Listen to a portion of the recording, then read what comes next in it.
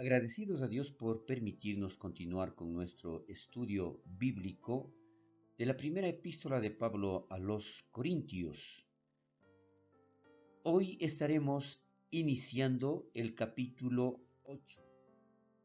Recordemos que la primera epístola del apóstol Pablo a los Corintios, en este capítulo se titula Vivir por conocimiento o por amor.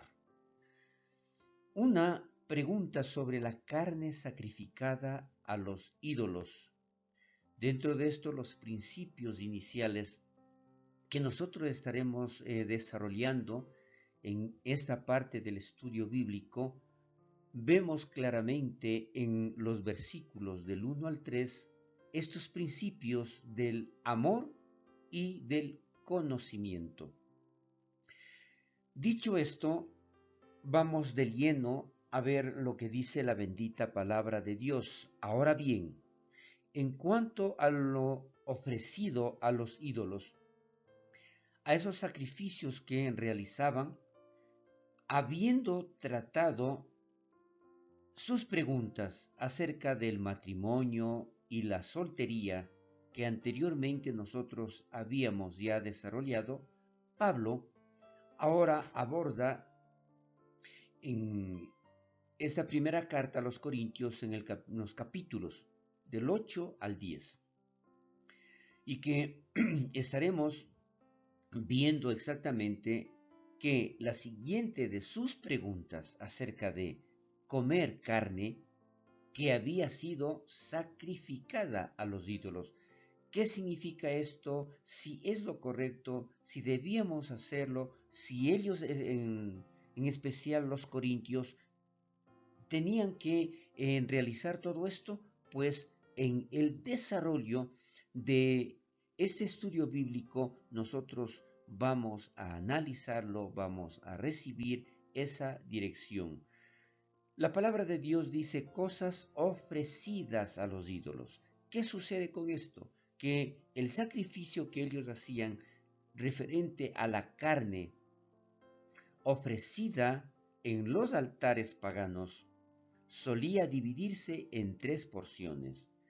Y esta era una costumbre en donde la primera porción que ellos utilizaban era cuando se quemaba en horno al Dios que le estaban ofreciendo.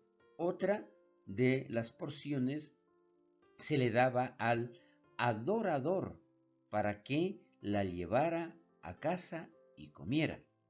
Y la tercera se la daba al sacerdote. Si el sacerdote no quería comer su porción, la vendía en el restaurante del templo o en la carnicería. Ahora, si nosotros vemos aquí, realmente no existe mucha importancia, lo toman de tal forma dividiendo todo este dicho sacrificio de la carne, en donde ofrecían a esos ídolos, a esos dioses paganos que ellos tenían. Pero la carne servida y vendida en el templo era generalmente más barata. Entonces, como ahora, a la gente le encantaba las ofertas. Y estamos incluyendo a los cristianos. Por lo que da a entender que esa carne sacrificada lo compraban por más barata sin importar de dónde provenía esta. Estas cosas ofrecidas a los ídolos, como habíamos mencionado, aquí ampliamos un poco más el asunto, planteó muchas preguntas a los cristianos corintios. Como esta pregunta, ¿podemos comer carne comprada en la carnicería del templo? ¿Qué pasa si nos sirven carne comprada en la carnicería del templo cuando somos invitados en casa de alguien?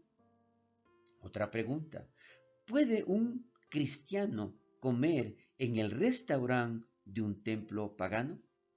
Mire, todas estas preguntas, todos estos cuestionamientos se generaban con relación a esta carne que estaba en el mercado después de el sacrificio que hacían a sus dioses.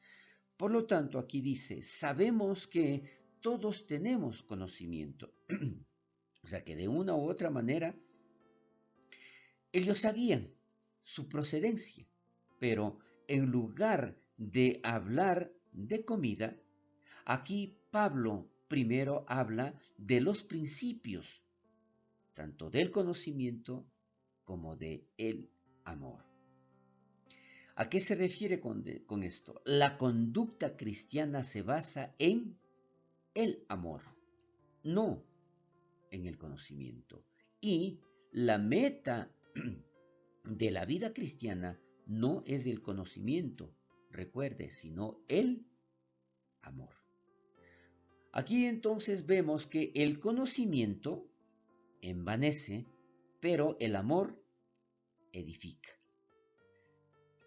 Tanto el conocimiento como el amor influyen en nuestras vidas, pero el asunto es, pues ambas hacen crecer algo. La diferencia entre envanecer y edificar es totalmente notable. Es la diferencia, para entender bien esto, es la diferencia entre una burbuja y un edificio.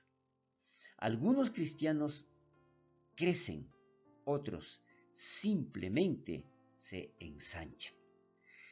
Aquí vemos entonces que la procedencia o la manifestación de nuestras actividades debe ser con relación al amor. Ampliando un poco más esto y caminando en los versículos del 4 al 6 de este capítulo 8, vemos aquí el entendiendo, la realidad a la que se ofrece carne a los ídolos. Sabemos que un ídolo no es nada en el mundo y que no hay más Dios que uno solo, nuestro Dios Jehová Adonai. Dado que solo hay un Dios verdadero, los ídolos no son dioses rivales. Por lo tanto, los ídolos no son nada en el mundo y solo se llaman dioses. Es algo que se los menciona para saber a quién se refiere. Si se ofrece carne a Zeus, por ejemplo, aquí declara esto Clark. Si se ofrece carne a Zeus, no existe un Zeus real. No hay otro Dios más que uno. Él es solo uno de los supuestos dioses. Hay muchas imágenes que se supone representan divinidades, pero estas divinidades no son nada, meras fantasías, y estas imágenes no tienen realidades correspondientes.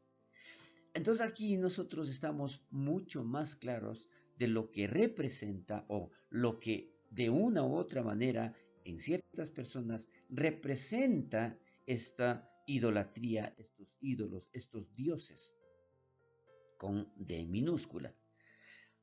Dicho esto, vamos a analizarlo en base a varios versículos de la Biblia en donde le invito a que usted pueda leerlos y darse cuenta exactamente de que los dioses o divinidades que fueron creadas por el hombre no son nada. Y aquí empezamos con una pregunta. ¿Qué pasa con los pasajes bíblicos que algunos toman para sugerir que hay otros dioses? Por ejemplo, en Juan 10:34, Jesús cita también en el Salmo 82:6, al decir, ustedes son dioses, pero Los jueces del Salmo 82 fueron llamados dioses porque en su cargo determinaban el destino de otros hombres. También, tanto en Éxodo 21:6 como en Éxodo 22, versículos 8 y 9, Dios llama a los jueces terrenales dioses. Recuerde, en el capítulo 10 de Juan, Jesús está diciendo: si Dios da a estos jueces injustos el título de dioses debido a su cargo, ¿por qué consideran blasfemia que yo me llame hijo de Dios a la luz del testimonio acerca de mí y de mis obras? Pregunta Jesús. Entonces, esto también hace ver, nos hace meditar que definitivamente no existe ningún poder, no existe nada que puedan hacer los dioses con D minúscula si nuestro Dios Todopoderoso no lo permite. Jesús está del Salmo 82 y lo está aplicando a toda la humanidad o a todos los creyentes. El uso de en el Salmo 82 fue una metáfora.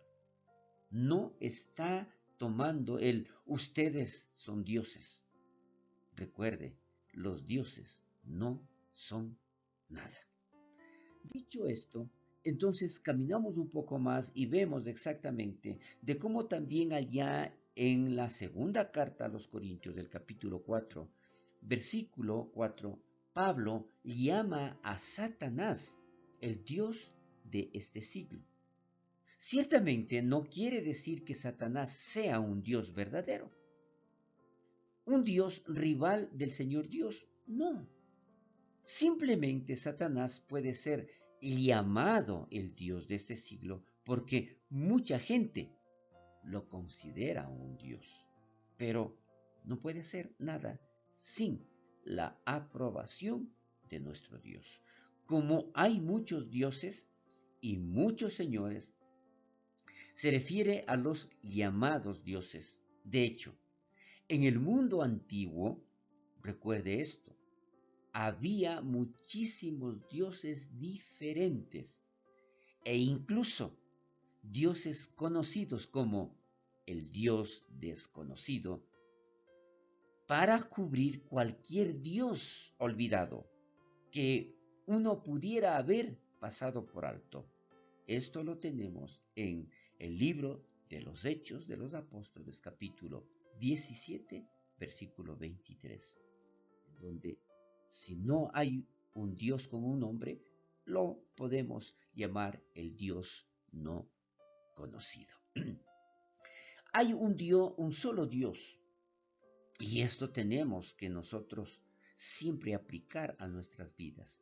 Hay un solo Dios, el Padre, el Dios creador, el único y verdadero Dios, y un solo Señor, Jesucristo, nuestro Señor y Salvador. Pablo no distingue a Jesús de Dios, como si Jesús no fuera Dios.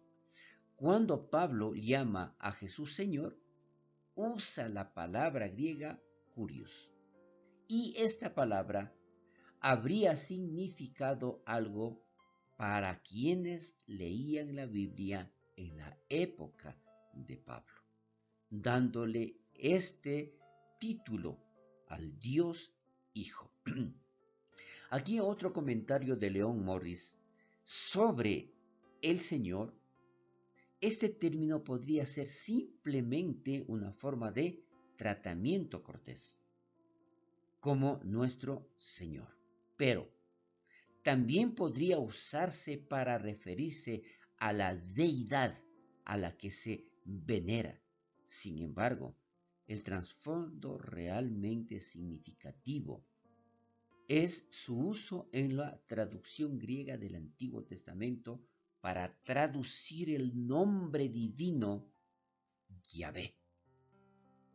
Los cristianos que usaban esta Biblia estarían familiarizados con el término como equivalente a deidad, el Señor Dios. Dicho esto, nosotros aquí entonces estaríamos concluyendo nuestro estudio bíblico de esta semana, pero sin antes mencionar que ciertamente nadie puede decir por medio de quién son todas las cosas y por medio de quién vivimos, solamente nuestro Dios Todopoderoso, nuestro Dios Creador. Ahora, si nosotros vemos también algo muy importante, es que los cristianos corintios podrían haber razonado de esta manera. Recuerde, nosotros tenemos a un solo Dios, el Dios vivo, santo y eterno, Jehová, Yahvé. Pero aquí nosotros vemos algo muy importante. Recuerde, los cristianos corintios podrían haber razonado de esta manera. Si los ídolos realmente no son nada, comer carne sacrificada a ídolos de la nada no significa nada. Y comer en los edificios utilizados para adorar a estos ídolos de la nada no significa nada. En la siguiente sección, Pablo les mostrará un camino mejor. Para esto, entonces, estaremos, si Dios lo permite, viendo la próxima semana con relación a esta pregunta que de inicio lo mencionamos. ¿Es o no es permitido comer la carne después de haber sido sacrificada a los ídolos? Hasta aquí llegamos con nuestro estudio bíblico. La próxima semana continuaremos. Bendición.